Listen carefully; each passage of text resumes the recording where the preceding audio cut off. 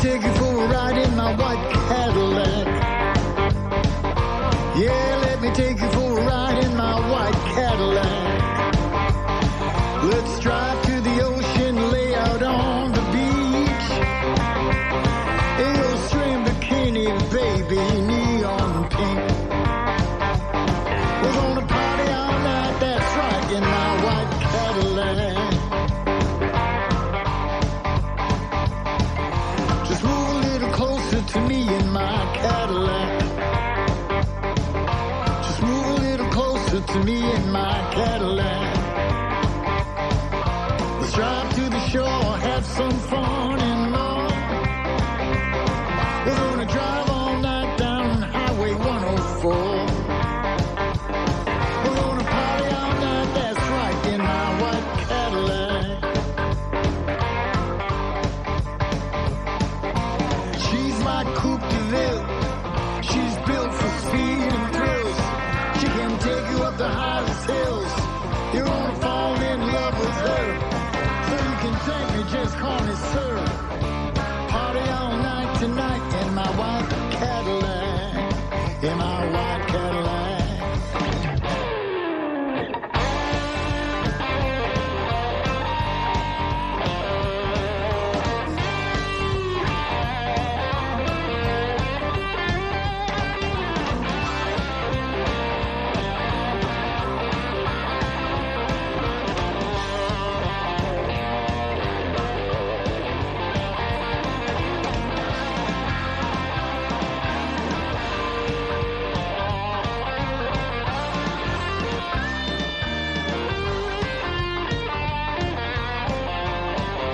Well, she's my coupe de ville. She's built for speed and thrills. She can take you up the highest hills. You're gonna fall in love with her. You can thank me, just call me sir. We're gonna fall in love tonight in my white Cadillac.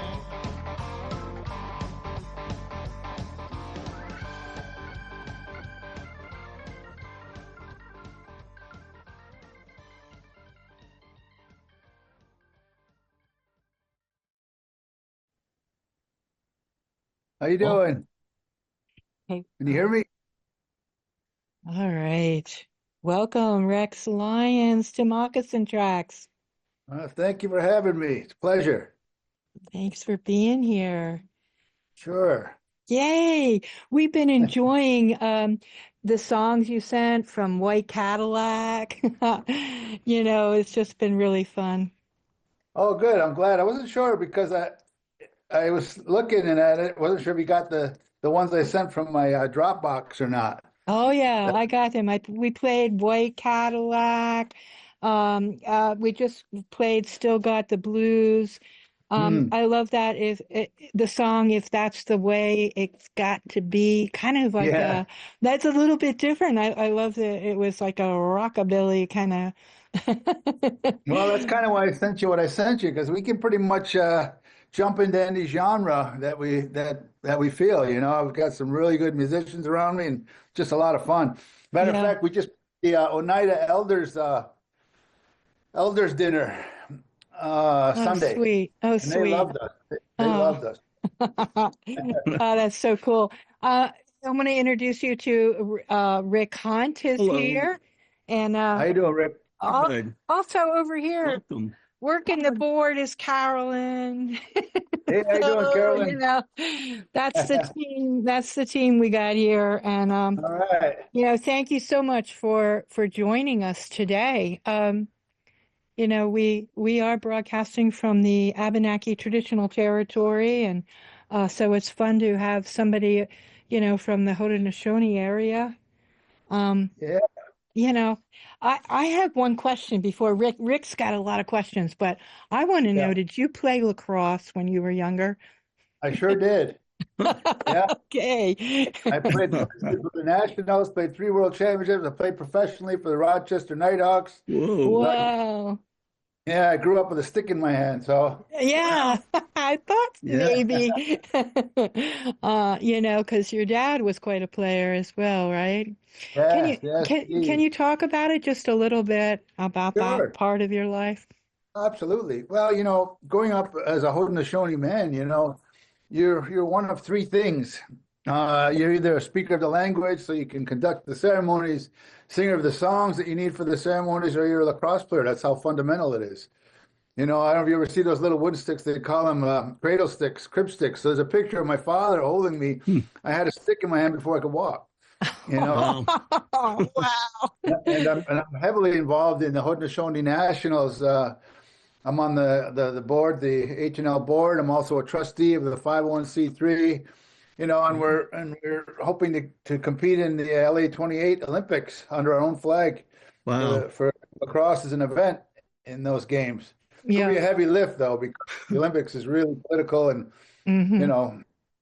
but nothing new for us. We're always used to those odds. Over the years, I remember hearing lots about you guys carrying your own passports and being questioned at every border. As a matter of fact, I just got a call yesterday because our young men, our U20s, are going to South Korea in August, and South Korea just denied our visas. And they're going through, they had this huge shakeup that I wasn't aware of. They just put their president in jail. So I'm sure it's related to that they got a little bit of chaos going on there right now, and they're just being cautious, I'm sure. And, we got to walk them through the nuance of everything because, we've traveled since 77 on this passport. We got over 35 countries that have accepted it. Wow. And had we had Kamala Harris won the election, which is kind of a moot point, but we would have had a barcode in that. Yeah, I have no doubt, because we had a real good relationship with the previous administration. This one, we're not even going to touch until some kind of, dust settles, because it's just crazy what's happening. Yeah. Super crazy. Absolutely. And, there's no no rational rhyme or reason there, so we don't want to engage in that kind of nonsense. We can help it. We got the blues and we got your music, so that's good. I know Rick wanted to ask you some questions. Sure. So, I'm assuming that your band has been playing, 30, 40 years, sounds like? Well, I'm going to say a little after 2002 was when we actually got together, but I've been playing for a lot of years. Yep. One of our original ensembles, Onondaga Nation, and we made it pretty big splash. We were called White Boy and the Wagon Burners. I love it. That's quite humorous. Yeah, it was. And we were out in the Shoreline Amphitheater, and playing with some pretty big names, A-listers, and, we had a great front man, and, so I've always been, doing something to the best of my ability, and this band here, though, it's interesting because we've been together for 20 plus years. What is that? 23, 24 years, something like that. Yeah. And, we've kind of outgrown the immaturity, pitfalls of being youthful and not much flexibility in your collaborative thinking, So we're really work very well together now. As you can hear, I think it really shows. Oh yeah. Your music is incredible. Yeah. Thank you. I have to say. Thank you. So growing up, what were some of your musical influences, and how did you grow up to become the musician that you are? Well, it's in our DNA. My grandfather, Orrin Sr., was a piano player, and I guess he was, and a great dancer. And, most natives are really, he loved to dance, loved to celebrate, and, music is always just a part of that. And I don't know if you saw the documentary Rumble. Yes.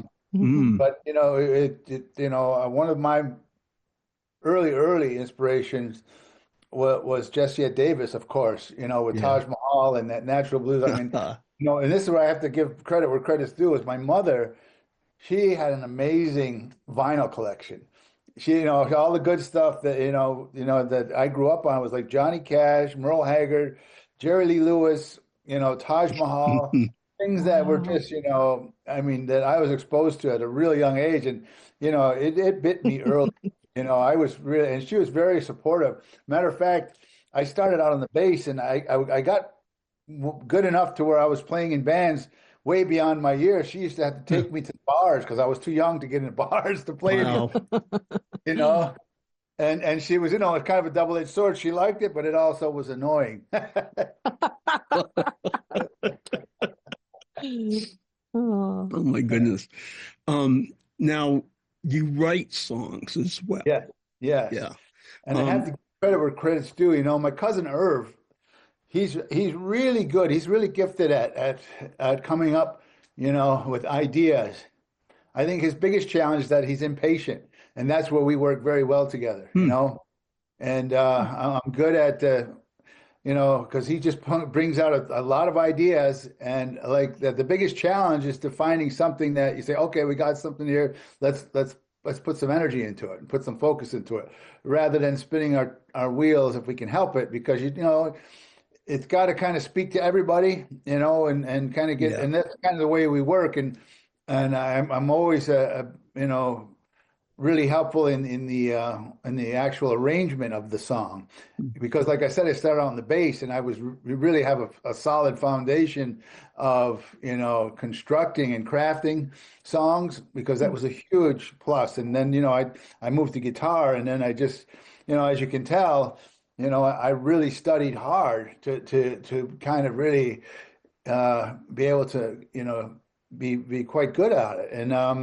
And I think in my songwriting, and what I contribute is writing hooks, those guitar hooks where when you're humming a song, like songs that are classics, whatever the hook is, you'll whistle that refrain, whatever it is. And that's when you have something that's catchy, that automatically, people are humming and kind of nodding their head to. And I think that's the key to having a good song.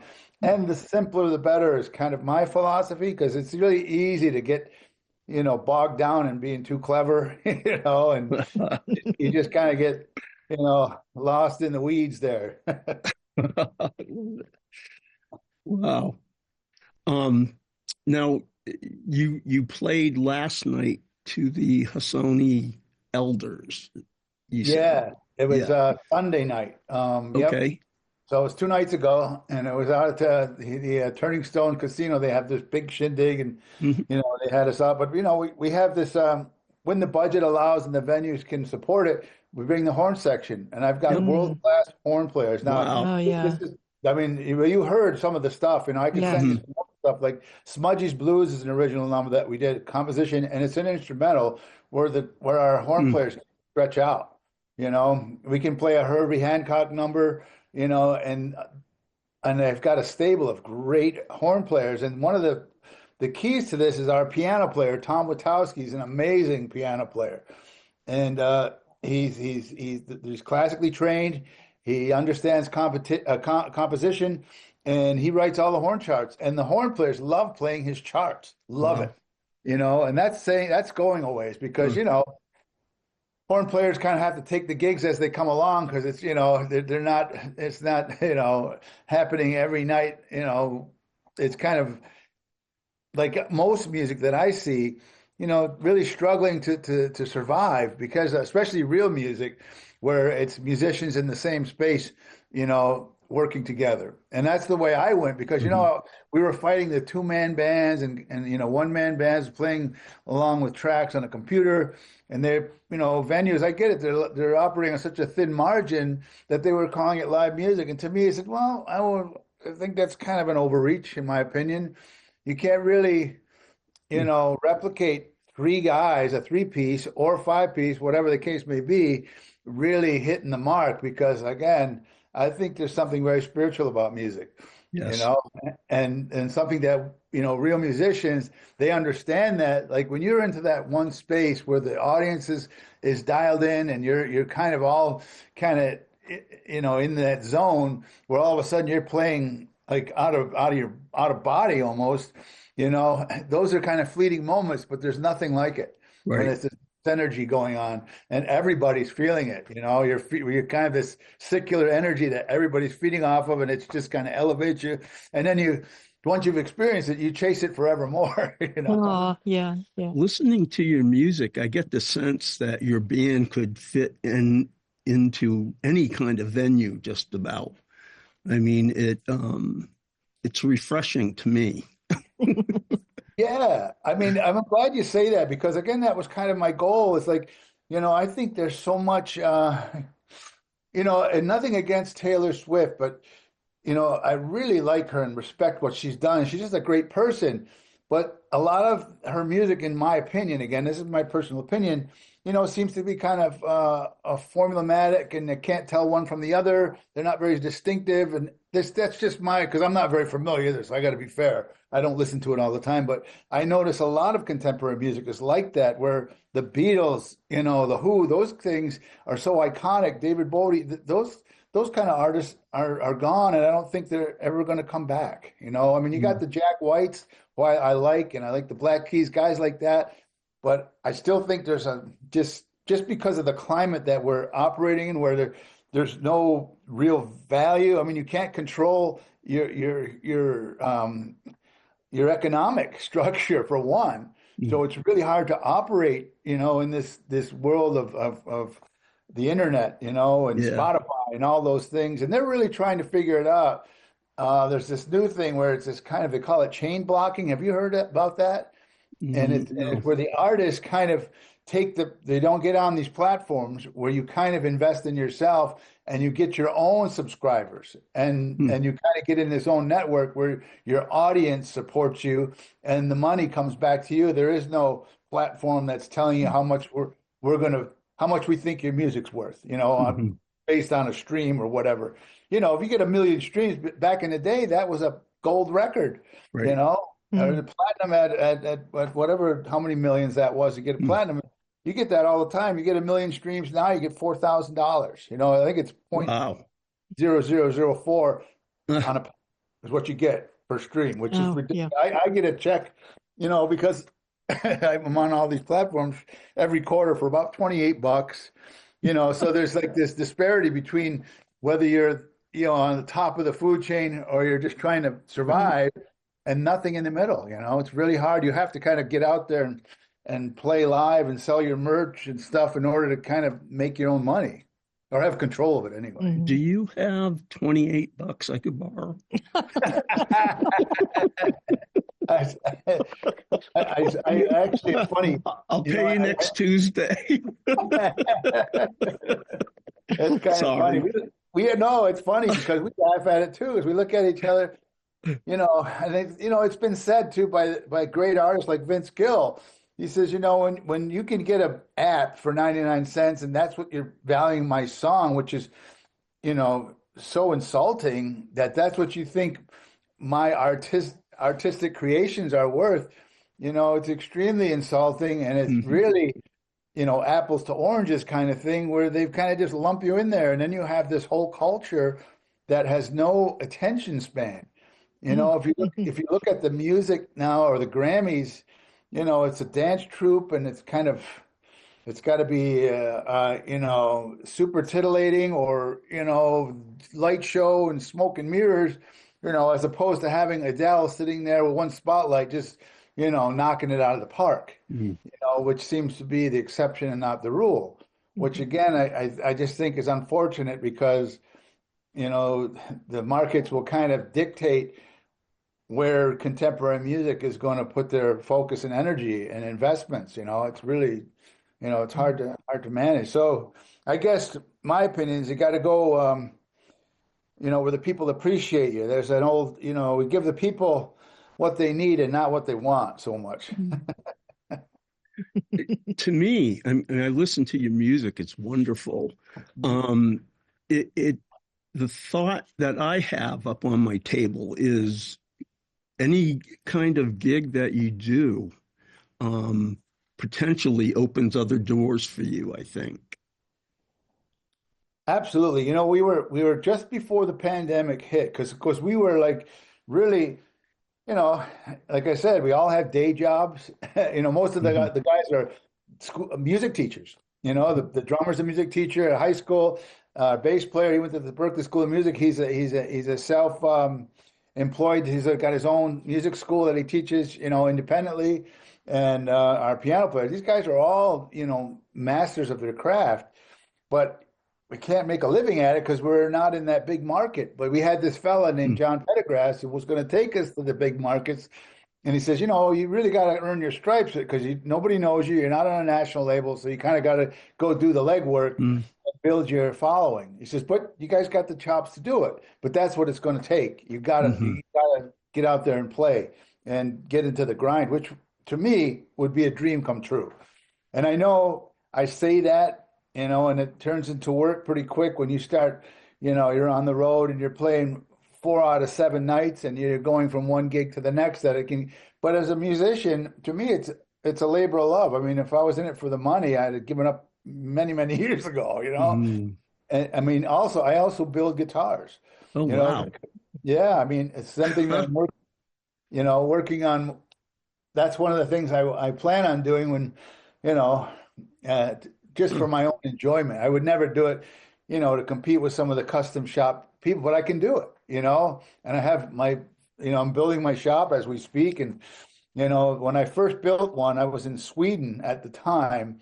And this master carpenter who was a master cabinet maker, and he had this guitar, he's sitting in his living room. And it didn't have any name on the headstock. I go, can you mind if I strum your guitar? It was beautiful. It was amazing. What is this? He goes, I made it. I go, really? He goes, yeah, I do that. It's kind of my thing I do on the side when I'm not making cabinets. He goes, you want to go see my shop? I said, sure.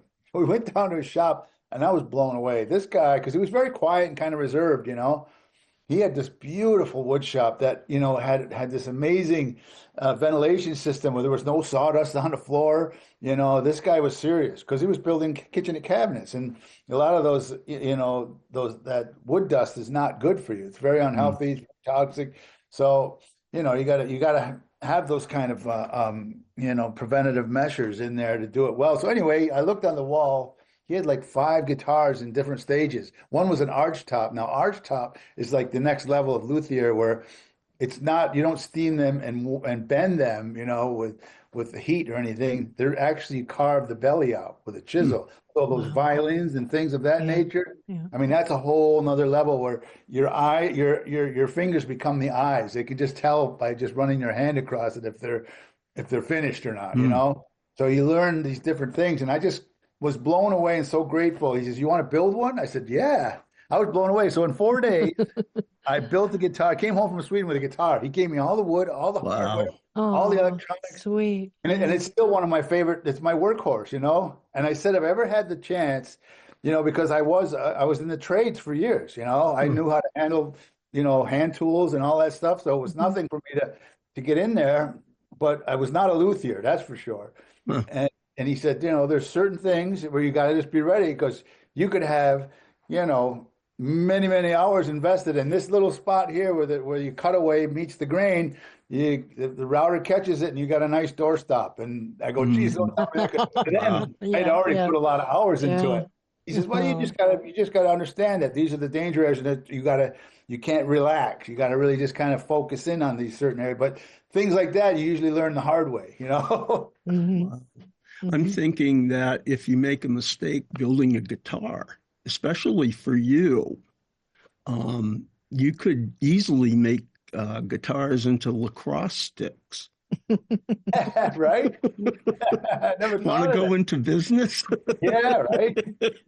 I'll tell you, the lacrosse sticks are a lot of work too. But we have oh my goodness, as a matter of fact, I do a lot of speaking about traditional sticks, and with my background, people don't understand. They don't have the instruction that I have. Playing the medicine game and all the ceremonies, and understanding lacrosse and anything that indigenous people do, not just us, but around the globe. Everything they do is tethered to the natural world. Everything, all their ceremonies, and it's for good reason, because we understand that nature's the boss. And that we're totally, absolutely, 100% dependent upon her grace. I say her because we all know the earth is female. And there's these rhythms that are universal laws. That you can't bargain with them, you can't pervert them, you can't change them. They're just laws, and you're supposed to understand them, know them, work with them, and have this reverence and respect and protect them. And if you don't, you're in jeopardy of, making some missteps that could be very detrimental to you and the people around you. And I think that's what everybody's experiencing right now with climate change, because they have no instruction, no relationship to the natural world. They don't understand. And when I go talk, I'm usually talking to the faculty or the establishment or the institution. I said, you're not doing your kids any justice here. They have no idea of their relationship to the natural world. So you can't blame them when they don't do the right thing, Yeah. Anyway, I could go on for days. It's kind of got my toe in so many different things that I'm doing, but it's all relative to me. I think, like I said, music is a spiritual thing for me. It's always fed my soul, even in my darkest hours. We all have our trials and tribulations. There was someplace I could go and still can, where it just counterbalances anything that might be going on in the peripheral that could be so taxing and out of my control, Real medicine. Absolutely. Absolutely. And I think you need a T-shirt that says "Nature's the boss." Yeah. Yeah. Yeah, exactly. Yeah. Yeah. That'd be a good one. It would be. And people really are thirsty for that because they see it too. They just don't. Yeah. They're just in a big, this continuum of denial, because that's by design too. These cell phones, the puppet masters back there, the algorithms are distracting everybody while they run away with the bacon, and they're looting the stores. I mean, people just don't understand that there's nothing happening by accident out there. True. Wow. But again, nature's going to come in. It always does, and to balance itself out. And I always say, there's no mercy in nature. She just does what she does, and it's very diplomatic. It doesn't care the color of your skin, how wealthy or how poor you are. It just does what it does to balance itself. The world's going to be fine. It's the human species that's on the chopping block. And that is where the people got their head in the sand. Yeah. I hear you. Yeah. Yeah. For sure. Yeah. Yes. I just wanted to, thank you for including us in this conversation. Really feel it's important what you just were talking about, natural law.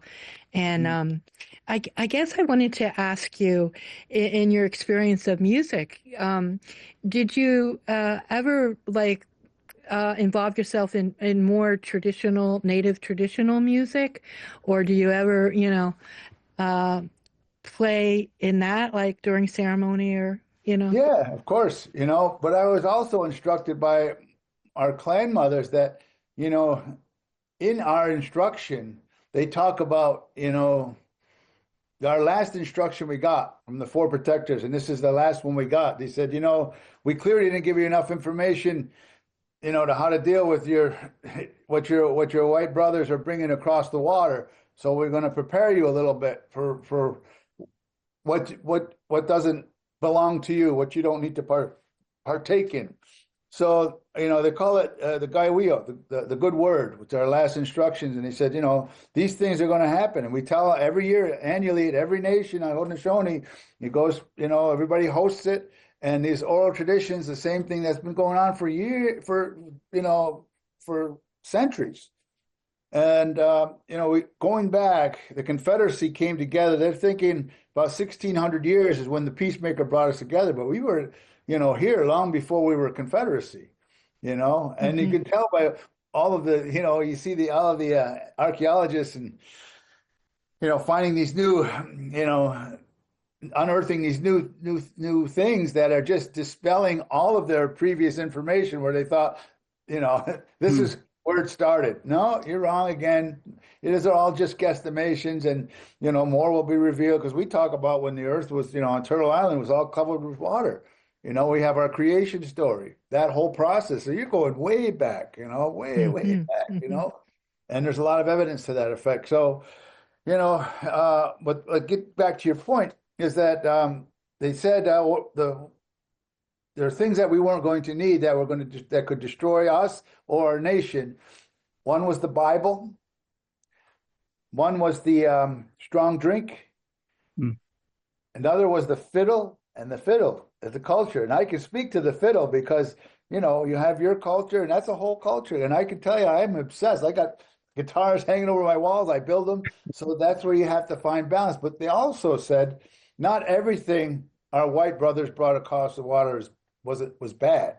They gave us a process to adopt things. Matter of fact, our word for white people is called Hatsani. That's what we call him. And it's not derogatory. It says he makes the iron knife, because we didn't have that.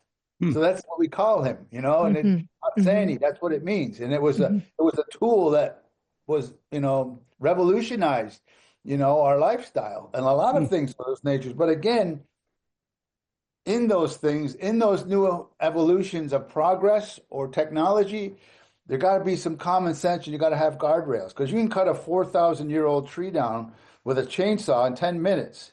You better have a good reason to cut that tree down. And what gives an individual the right to do anything like that? That's why he said that, oh, that's a pretty, you know, extreme overreach, in my opinion. You know, that tree is going to take 4,000 years for another one to grow. And that's understanding that context. I said, you know, indigenous nations, we think in cycles. We don't think in linear terms. And we think in that continuum. And we think in the way that it was designed. You know, our original instruction, we just had not long ago, our biggest ceremony of the year is the midwinters, 21 days of ceremony. You know, not just one afternoon where everybody comes over and has turkey dinner. You know, these are really mindful. And it's how you teach your kids and instruct them how important this is, and this whole process and everything coming together with purpose and intention. You know, and lacrosse is no different. Everything that we do, and I explain with that lacrosse stick. You know, I talk to these non-native marquee lacrosse players. I explain that sticks, their minds explode. I go, yeah, imagine that. It's about the natural law out there and how we're responsible. You're holding that stick. You're holding the past, the present, and the future in your hands. So you better understand that. You better be mindful. You know, you think they think like that? It's hard to think like that when you got aluminum and plastic in your hand, because no.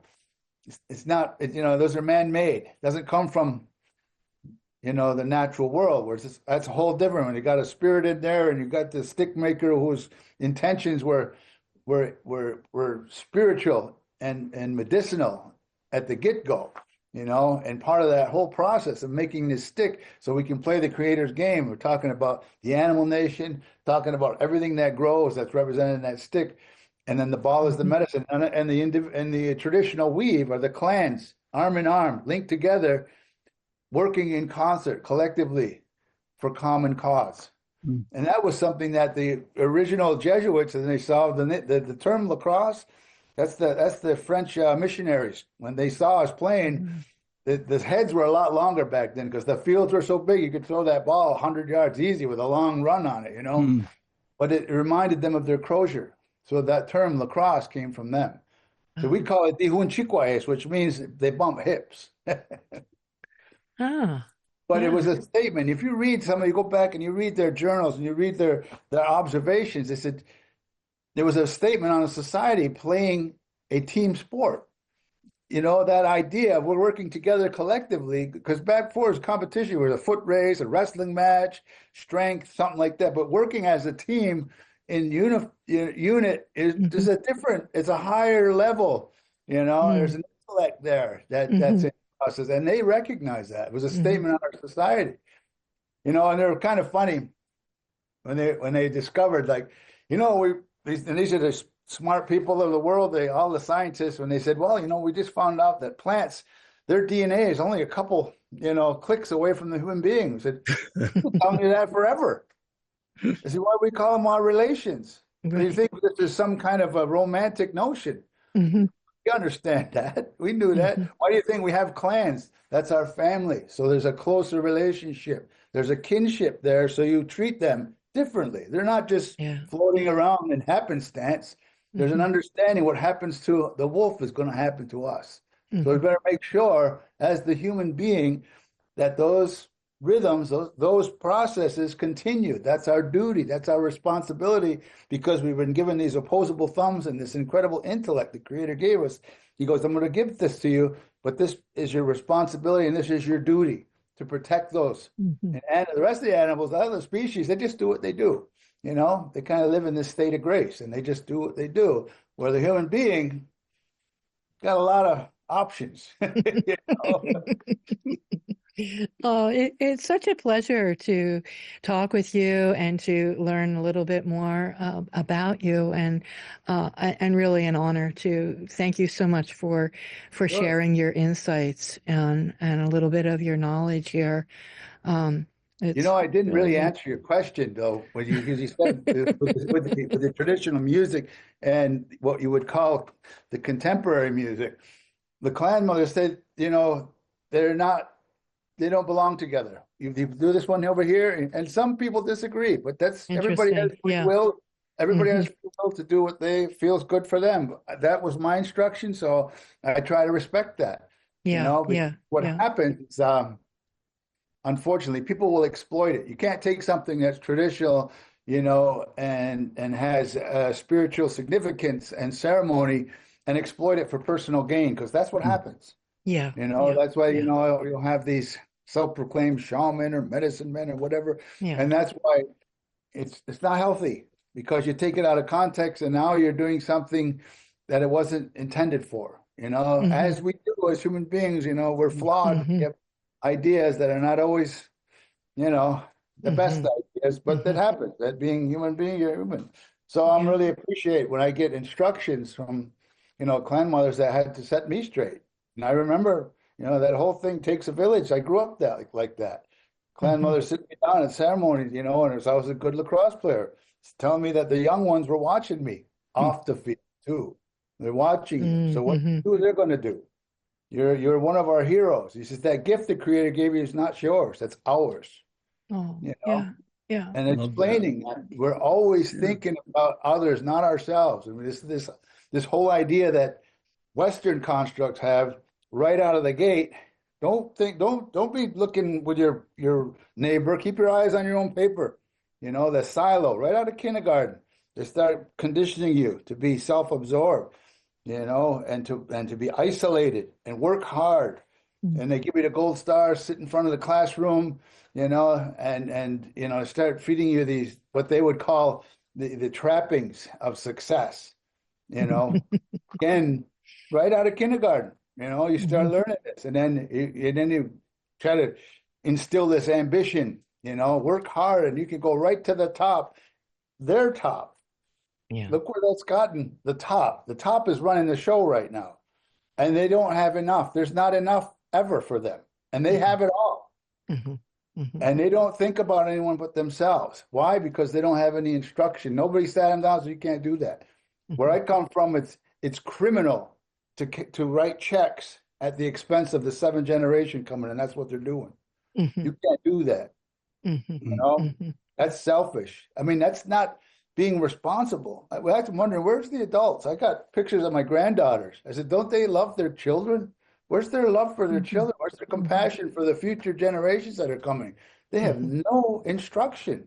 They're so self-absorbed, and they're often this material idea of wealth and power and authority.